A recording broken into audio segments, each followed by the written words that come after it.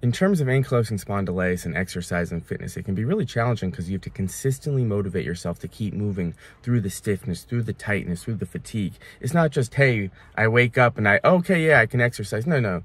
You're really dealing with a lot of stiffness and tightness. It can be hard to get moving, hard to get started, hard to know what exercises to choose. And this is a big part of it.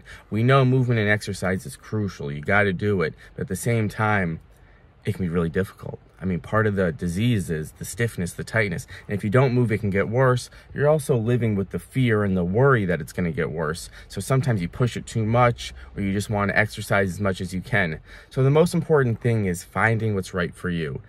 Building off exercises that simply loosen you up, give you energy, help with the fatigue, and slowly building on any exercise you choose. So not going full throttle. You have to slowly build on everything.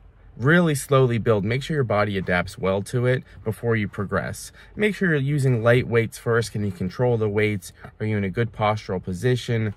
Are you not adding more stress to the body? Make sure you can control those weights, get the core activated, and then build it up, build it up, build it up. Then you can, increase the weight if it's comfortable, if it makes sense for your goals. But build your program off comfortable exercises for you.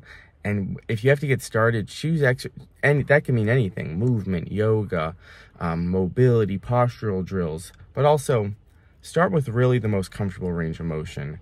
It can be hard with ankylosing spondylitis because we really want to stretch the body because it's so tight. It's so hard to stretch and move. But for me, I found starting with the most comfortable range of motion, even if the range of motion is just really small, as long as the body gets moving, the joints get moving, the heart rate's elevated a little bit, it'll really help. So really focus on a really small range of motion, and then over time you can build it up instead of just going kind of holding a stretch and it's really irritated. So what I found is a little more gentle approach, which is obviously nothing's gentle with ankylosing spondylitis. Everything's uncomfortable, but the most gentle stretch for you, and stretches that your body responds well to. Okay, you're doing this dynamic stretch. Does your body feel better afterwards? Does it give you a little energy? Choose stretches that are right for you instead of just irritating the body. Start small, you can build. I really believe this approach can work because we can just do it in the right way. All right, I just want to give 2 examples here of finding that comfortable range of motion. So with the traditional cat-cow, it looks like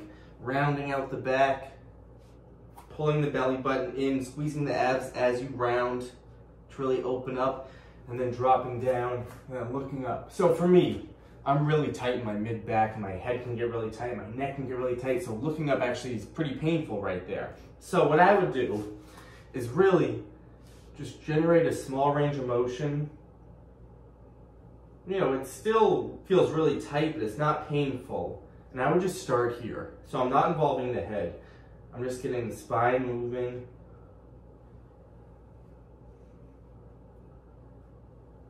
Concentrating on the back. And then maybe it starts to loosen and I can get the head involved a little bit. But when we go full range, when we're really stiff and tight, it just doesn't feel good. We can tweak something, it can be too much.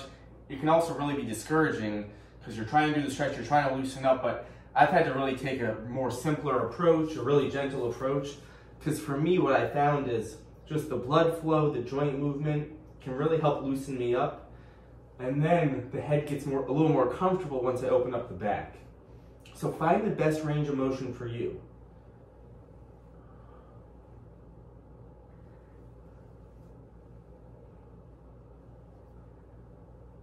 Also, nothing wrong with slowing it down, rounding out the back, squeezing the abs in, breaking up the tension,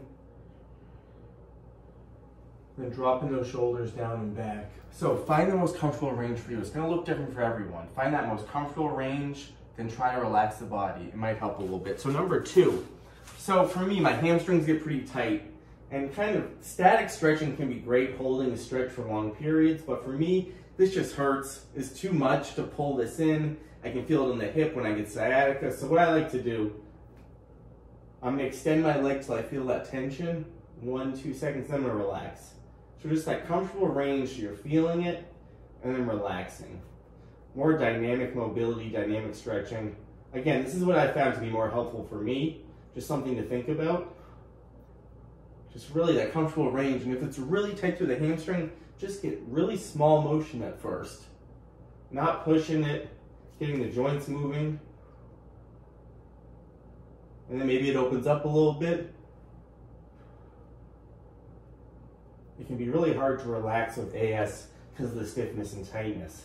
So that's why just start small, maybe it opens up. Keep track of how you feel after some of these. And then you can be like, oh, this opened up pretty good. Starting out small and then increasing the range.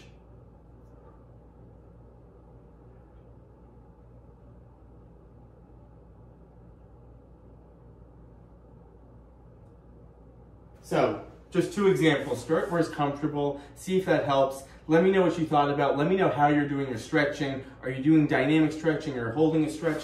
It's all really beneficial done in the right way, but everyone's gonna be completely different. So find what's best for you. Try it out, let me know.